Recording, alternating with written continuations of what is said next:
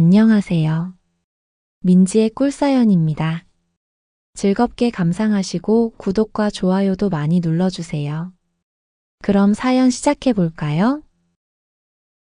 저는 서울에 있는 작은 중소기업에 몸담고 있는 30대 중반의 남성이에요.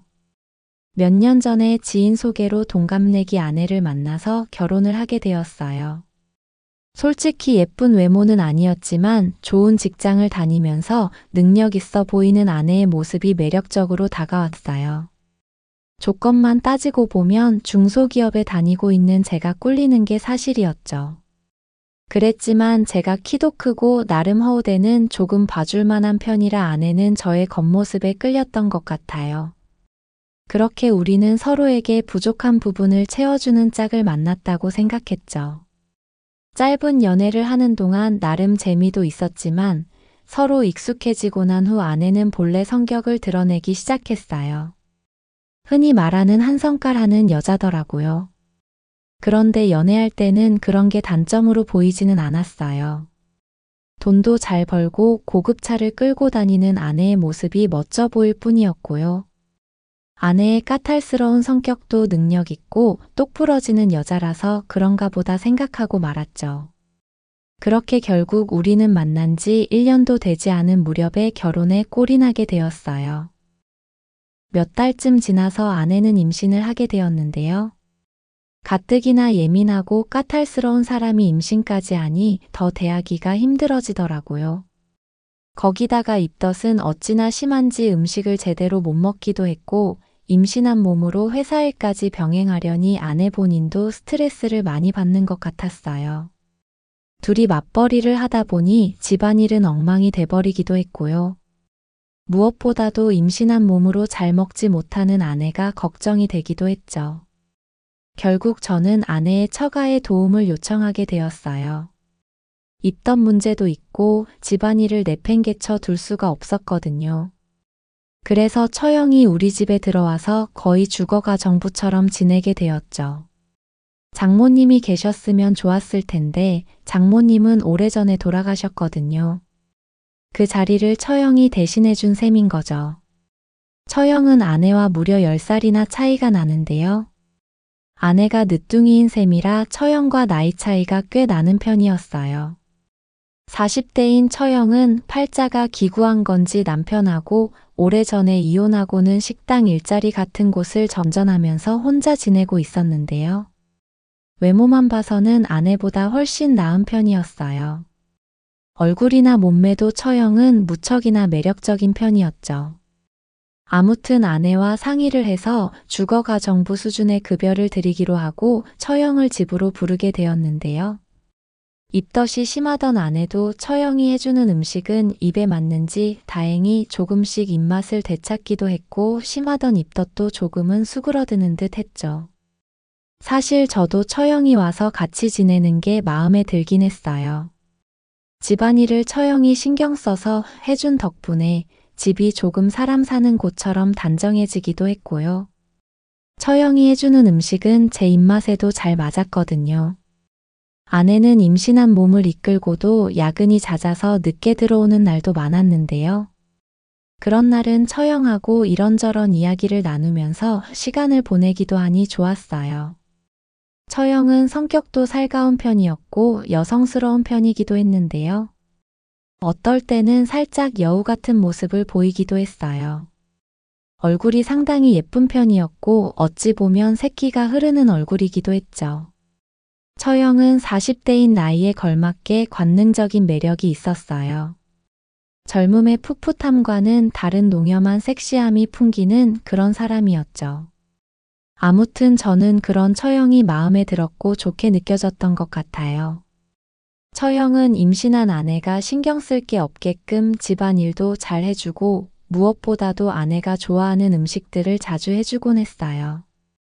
덕분에 아내의 예민함도 조금은 줄어든 것 같았고 집안 분위기도 한결 편안해졌어요. 그런데 결국 그런 처형의 노력은 다 물거품이 되어버리고 말았죠. 일 욕심을 포기하지 못했던 아내는 임신한 몸을 이끌고도 야근에 야근을 거듭했고요. 결국 유산까지 해버리고 말았거든요. 그 일로 아내는 몸도 마음도 정말 많이 힘들어했어요. 사실 아내가 유산을 하고 난 후 처형은 계속 집에 머물러야 할지 고민을 하기도 했는데요. 제가 처형을 붙잡았죠. 아내가 요즘 상태가 많이 안 좋으니 같이 있어 달라고 말이에요. 둘이 있을 때보다 처형이 있을 때 그나마 예민한 아내도 조금은 괜찮았거든요. 그리고 사실 저도 처형과 계속 함께 지내고 싶다는 생각을 했었어요. 처형은 저에게도 잘해주는 편이었으니까요. 성격이 까칠한 동생이랑 사느라 고생이 많다면서 저를 다독여주는 날도 많았죠. 늘 아내보다 제가 퇴근이 빠른 편이었는데 그럴 때면 처형과 단둘이 저녁을 먹고 동네 산책을 다녀오기도 했어요. 한적한 동네 밤거리를 천천히 걸으면서 속 깊은 이야기들을 나눌 때면 우리는 무척 가까워진 기분을 느끼기도 했죠. 저는 아내와의 결혼 생활에 대한 제 속마음을 털어놓기도 했고, 처형은 이혼하고 여자 혼자 사는 서러움을 이야기하면서 우리는 서로를 이해하고 위로하기도 했어요. 그 무렵 아내가 잠은 혼자 자고 싶다고 해서 각방을 쓰고 있었는데, 처형은 제가 한참 때인데 그렇게 지내서 어떻게 하냐고 걱정을 해주기도 했죠. 처형은 때론 남자가 먼저 적극적으로 달려들기도 해야 한다면서 자기가 몸에 좋은 거 많이 해줄 테니 한 번 할 때 두세 번씩 해줘서 만족시켜주라고 장난스레 이야기를 하기도 했어요. 우리는 그런 낯뜨거운 대화들도 편하게 나눌 정도의 가까운 사이가 되어가고 있었죠. 저도 처형은 아직 젊고 매력적인데 남자를 만날 생각이 없냐고 물어보기도 했는데요. 처형은 손사래를 치면서 이제 자기를 여자로 봐주는 사람도 없고 가뭄에 콩나듯이 중매 자리가 들어오곤 하는데 눈에 차는 남자는 없다고 했어요. 그러면서 밤이 외롭다고 짓궂은 표정으로 웃으면서 저를 쓱 쳐다보기도 했죠. 그 눈빛이 참 오묘한 기분이 들었어요. 처형만 아니라면 제가 들이대보고 싶은 생각이 들기도 했죠. 그렇게 처형과 할 얘기 못할 얘기 다 나누는 사이가 되어 가까이 지내다 보니 제 마음에 변화가 생기기 시작했는데요. 조금씩 처형이 여자로 보이기 시작했고 좋아지기 시작했던 거죠. 아내하고 있을 때보다 처형하고 있을 때 제 마음이 더 편안한 느낌이었어요. 처형은 종종 남녀 사이에 관한 짓궂은 농담을 하기도 했는데요. 그런 야릇한 농담들 속에는 혼자 사는 여자의 짙은 아쉬움이 들어있다는 게 느껴지곤 했어요. 처형도 분명 그녀를 안아주고 달래줄 누군가가 필요했던 거죠. 그런 생각이 들자 처형이 계속 눈에 들어오기 시작했어요. 예쁘기도 하지만 새끼가 가득한 얼굴이 계속 아른거리기 시작했고요. 간혹 처형이 몸에 달라붙거나 속살이 보이는 옷을 입기라도 한 날에는 제 시선이 자꾸 향하기도 했죠. 그런 생각을 하면 안 된다고 생각하면서도 마음속에서 야릇한 생각이 꿈틀거리는 건 어쩔 수가 없었어요. 솔직히 처형처럼 매력적인 여자를 한번 안아보고 싶다는 생각이 드는 건 부정할 수가 없었죠. 어느 날인가는 처형이 몸에 달라붙는 원피스를 입고 있었는데 그 옷을 입고 집안일을 하는 모습을 보는데 정말 못 참을 것 같았어요. 옷이 쫙 달라붙는 탓에 뒤태가 훤히 드러나 보이는 처형의 뒷모습은 아찔한 기분마저 들게 했죠. 처형이 집안일을 하는 걸 돕는다는 핑계로 가까이에 있으면서 저는 그 모습을 눈에 담아두려고 애를 썼죠. 그날 이후로 결국 저는 처형을 상대로 야릇한 상상을 하는 지경에 이르렀어요. 그러면 안 된다는 걸 알면서도 이상하게 처형을 생각하면 심장이 마구 두근거렸죠. 그런 날들이 계속되다가 어느 날인가는 꿈속에서 결국 처형을 안는 꿈을 꾸고야 말았는데요. 꿈 안에서 저하고 처형은 무아지경이 되어서 눈이 뒤집힐 정도로 서로를 사랑해주고 있었어요. 그러다가 문득 잠에서 깨게 되었는데 제 소중이가 한껏 성이 나 있더라고요. 참지 못하고 저는 결국 처형을 떠올리면서 처음으로 자기 위로를 해버리고 말았어요. 해서는 안 될 상상을 하고 있다는 게 더 저를 자극해 왔고요. 그날 그렇게 폭주하듯이 저는 혼자만의 격정적인 시간을 갖고 말았죠. 제 감정은 부인할 수가 없는 상태였어요. 다음날 아침이 되어서 처형을 마주했는데 어젯밤 꿈이 떠오르면서 저도 모르게 얼굴이 마구 화끈거렸어요. 그리고 며칠 후 회식 때문에 늦는다는 와이프를 두고 처형과 저는 단둘이 저녁을 먹으면서 반주를 한 잔 기울이게 되었죠. 그날따라 술이 많이 취하는 기분이었어요. 그래서 그랬는지 저는 제 속마음을 조심스레 털어놓고 말았죠. 처형이 너무 매력적이어서 여자로 보이는 게 제가 제정신이 아닌 것 같다고 말이에요. 저의 갑작스런 고백에 처형은 잠시 머뭇거리는 듯 했지만 그럴 수 있다면서 저를 이해할 수 있다고 말을 해주더라고요. 그러더니 자기를 여자로 봐줘서 고맙다고 동생 남편만 아니면 자기가 진작에 꼬셨을 거라고 막 더 오버하면서 농담을 하기도 했죠. 그런 농담을 하면서 처형은 어색한 웃음을 짓기는 했는데 그 웃음의 의미는 알아채기가 힘들었어요. 아마 처형도 생각이 복잡했던 것 같아요. 이후 묘한 분위기 속에서 저녁 식사는 마무리가 되었고요. 얼마 후에 와이프가 퇴근해 돌아오면서 그날의 일은 그렇게 마무리가 되는 듯 했죠. 늦은 시간도 아니었는데 술이 꽤 취했던 와이프는 들어오자마자 피곤하다면서 안방으로 들어가 버렸고요. 저는 처형과 거실 소파에 앉아서 남은 술을 조금 더 나눠 마시기로 했죠. 와이프가 깰까봐 속삭이듯이 조용히 이야기를 나눴는데 그게 분위기를 더 야릇하게 만드는 것 같았어요. 처형도 아까 일 때문에 생각이 복잡했던지 꽤 취기가 오를 정도로 술을 마셨고요. 남은 술을 다 비우고 나서야 우리는 각자의 방으로 돌아가게 되었죠. 방에 혼자 누워 있으니 생각이 꼬리에 꼬리를 물기 시작했어요. 아까 괜한 고백을 한 건가 하는 우려가 들기도 했고, 속 깊은 처형이 이해를 해준다고 했으니 괜찮을 거라는 생각을 하기도 했어요. 그렇게 뒤죽박죽이 되어버린 생각에 멍하니 누워 있다가 저도 모르게 잠이 들어버리고 말았죠. 한참 그렇게 잠에 빠져 있었는데 누군가가 제 이불 안으로 슬쩍 들어오는 느낌이 들었어요.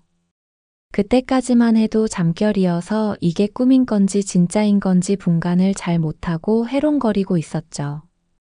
제품을 파고들면서 손으로 저를 더듬는데 저는 그때까지는 와이프가 그러는 걸로 생각을 했죠. 연애 초반에나 이렇게 적극적으로 달려들었지 그 이후로는 이런 일이 없었는데 오늘은 왜 이러나 하면서요. 그 손길이 너무 야릇한 느낌이어서 슬슬 몸에는 반응이 오는 기분이었어요. 그때 제 바지 속으로 손이 쑥 들어오는 거예요. 부드러운 손길에 저는 반응을 하게 되었고 그제서야 정신을 차리고 옆을 보니 처형이 누워 있었어요. 너무 당황스러워서 무슨 말을 해야 할지도 모르겠더라고요. 놀란 저를 보면서 처형이 속삭이듯이 이야기를 했어요. 본인도 너무 외로웠는데 제가 자기 마음에 불을 지폈다고 오늘은 다 내려놓고 그냥 마음 가는 대로 하자고 말이에요. 그렇게 말하면서 야릇하게 저를 바라보는 처형의 표정에 저는 그대로 가버릴 뻔했어요. 그건 너무 야릇한 표정이었거든요. 그리고 그건 거부할 수 없는 유혹이었어요. 그렇게 저는 처형과 결국 선을 넘어버리고 말았네요. 오랜 시간 상상만으로 품었던 처형과 좋은 시간을 보내고 있다는 게 믿기지 않았어요. 처형도 이런 건 너무 오랜만이라면서 어쩔 줄 몰라 했죠. 절정이 왔을 때 처형은 이불로 입을 막고 소리를 질러버리고 말았고요. 그 모습에 저도 그만 가버리고 말았어요. 그날 저는 처형 안에 제 모든 걸 쏟아내고 말았죠. 처형은 잠시 후에 저를 한 번 더 자극시켰고 결국 우리는 두 번째 연애를 나눠버리기도 했죠. 이렇게 되어버리긴 했지만 이건 우리만의 비밀로 간직하자면서 처형은 저에게 교태스럽게 이야기를 했고요.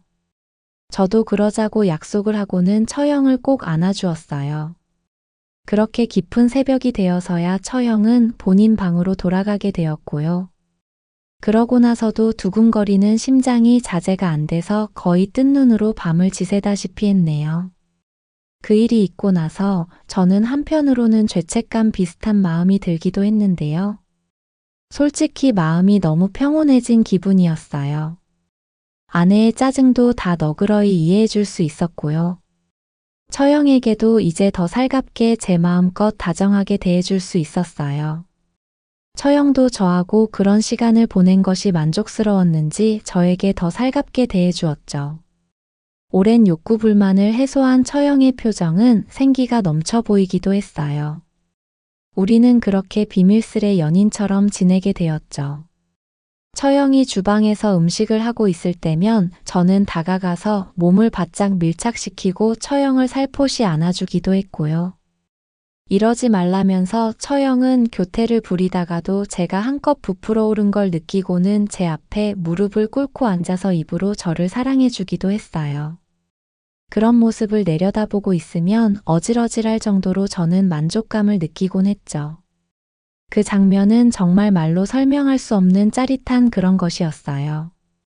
그렇게 때론 처형 입에 혹은 처형 얼굴에 해버리기도 했고요. 그러고 나면 너무 자극적인 느낌이 들어서 저는 다리에 힘이 풀려버리기도 했죠. 처형과 그런 일이 있은 후에 아내와의 관계도 오히려 더 좋아졌어요. 저는 피곤하다면서 저와의 관계를 피하는 아내를 보채지 않아도 되니 좋았고요. 본인 잘난 맛에 제멋대로 하고 사는 아내에게 사실은 신경을 조금 꺼도 되니 더 좋다는 생각이 들기도 했죠. 사실 아이를 가졌으면 좋겠다는 생각은 계속 갖고 있기는 했는데요. 언젠가부터 저는 아내에게 부부관계를 요구하고 있지 않아요.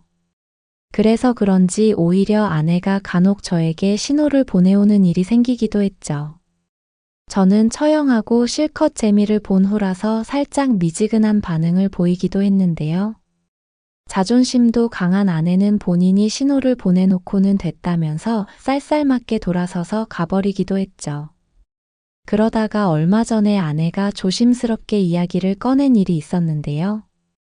회사에서 아주 좋은 기회를 제안받았는데 어떻게 해야 할지 고민이라면서 한참 뜸을 들이더라고요. 무슨 일이냐고 편하게 이야기를 해보라고 재촉을 했더니 어렵게 아내는 입을 열었어요.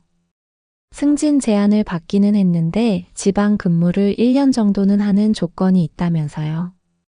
그런 생각을 하면 안 되지만 아내가 지방 파견을 가면 처형과 좋은 시간을 보내는 게 더 자유로워질 테니 좋겠다는 생각부터 들더라고요. 같이 이야기를 듣고 있는 처형과 잠깐 눈이 마주치기도 했는데 처형도 저하고 비슷한 생각을 하는 것 같았어요. 저는 아내에게 이야기를 했죠. 커리어를 중요하게 생각하는 사람이 어렵다는 승진 제안도 받았는데 망설일 이유가 뭐 있겠냐면서요. 그 말에 아내는 고맙다면서 그럼 딱 1년만 그렇게 지내자고 했죠. 주말이나 쉬는 날이면 꼬박꼬박 집에 올라오겠다면서요. 그렇게 얼마 후에 아내는 정말 지방으로 파견을 가게 되었고요. 처형과 저는 부부처럼 지내게 되었어요. 처형도 다시 본인 집으로 돌아가기는 했지만 주로 평일에 만나서 연애를 즐기곤 했죠. 참 아이러니한 점도 있었는데요. 부부지간이라는 게 떨어져 지내면서 가끔 보다 보니 아내도 저에게 더 살갑게 대하기 시작했어요. 그러더니 어느 날은 아이를 갖고 싶다는 핑계로 저에게 엄청 적극적으로 달려들기도 했어요. 진작에 나를 이렇게 다정하게 대해줬으면 얼마나 좋았을까 하는 생각이 들기도 할 정도였죠. 그러다 보니 평일에는 처형과 좋은 시간을 보내고 주말이면 아내와 좋은 시간을 보내는 생활이 한동안 계속되었어요. 자매지간과 그러고 있다라는 게 말로 다 설명할 수 없는 미묘한 감정을 느끼게 해주었는데 그런 입장에 직접 놓여보지 않으면 그게 어떤 감정인지 느끼기 어려울 거예요. 아무튼 그러다 보니 저는 일주일에도 몇 번씩 그걸 하게 되었고 제가 한참 나이인데도 종종 체력이 딸린다라는 기분이 들기도 하더라고요. 그래도 와이프와 처형 모두와 사랑을 나누는 건 정말 짜릿한 일이었어요. 그런 행복한 시간들이 이어지던 중 아내는 1년간의 지방 파견을 마치고 돌아오게 되었고요. 그 무렵 부부관계도 더 좋아져서 우리는 예전보다 더 돈독하게 지내게 되었어요. 지방 파견을 나가 있으면서 무슨 심경의 변화가 있었던 건지 아내는 조금은 다른 사람이 되어 있었고요. 다시 신혼으로 돌아간 것처럼 핑크빛 관계를 유지한 덕분에 와이프는 다시 임신을 하게 되었어요. 지난 경험으로 교훈을 깨달은 건지 아내는 이번에는 조심해야겠다면서 회사에 휴직서를 제출하기도 했죠. 그리고 그 무렵 다시 처형은 우리 집에 예전처럼 들어와서 지내게 되었어요. 휴직계를 낸 아내가 늘상 집에 있다 보니 처형과 좋은 시간을 보내는 건 생각보다 쉽지가 않았어요. 아내 출산일이 다가올수록 더 아내를 챙겨야 했고 늘 집에 붙어 있다시피 했으니까요. 물론 처형도 그런 상황을 받아들이는 듯 했어요. 처형과 좋은 시간을 보낼 기회는 가뭄에 콩 나듯이 이따금씩 찾아오곤 했죠. 그래서 더 그런 시간들이 감질맛이 났던 것 같네요. 그렇게 시간이 흘러서 다행스럽게 아내는 건강한 아들을 출산하게 되었어요. 집안에 아이가 생긴다는 건 정말 많은 걸 바꿔놓게 되더라고요. 모든 건 아이를 중심으로 바뀌게 되었고요. 항상 일이라면 만사를 제쳐두던 아내도 아이만큼은 끔찍이 위하는 사람이 되어 있었어요. 처형도 처음 안아보는 조카를 어찌나 이뻐했는지 몰라요. 언젠가 저에게 지나가는 소리로 본인도 아이를 갖고 싶다는 이야기를 슬쩍 하기도 했죠. 아이를 갖게 만들어주면 누구 아이인지 밝히지 않고 조용히 키우면서 살고 싶다고 말이에요. 저에게 너무 잘해준 처형이었기에 그렇게 해주고 싶은 마음도 솔직히 조금 있기는 했어요. 정신 나간 녀석이라고 손가락질 받을 수도 있을 텐데요. 그냥 박복한 팔자를 가진 처형에게 제가 해줄 수 있는 배려 같다는 그런 생각이 들기도 했죠. 물론 처형은 나이가 많아서 그런 일은 거의 불가능하다는 걸 우리는 알고 있었지만 말이에요. 지금은 아이가 꽤 커서 아장아장 걷기도 하고 돌아다니면서 온 집안을 어지럽히기도 하는데요. 처형은 지금도 우리 부부가 출근을 하면 아이를 봐주기도 하고 집안일을 해주기도 하면서 같이 지내고 있어요. 물론 처형과 저와의 비밀스런 일은 여전히 이따금씩 진행 중이랍니다. 아주 이따금씩 말이에요. 처형과의 연애는 너무 만족스러워서 도저히 놓을 수가 없을 것 같다는 생각이 드네요. 제 이야기는 여기까지입니다.